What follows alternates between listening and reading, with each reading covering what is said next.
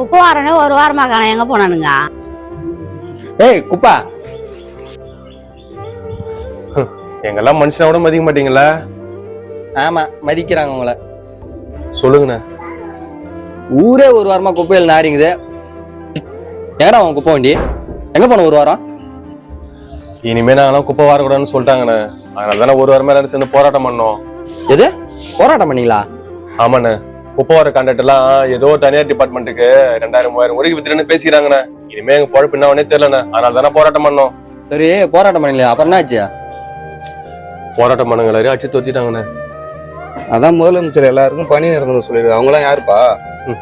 அவங்களாம் யாருன்னு எங்களுக்கு தெரியலண்ணே. வரேண்ணே. சரி சரி அழாத, வேற ஏதாவது வேலை செஞ்சு போயிடுச்சுக்கு.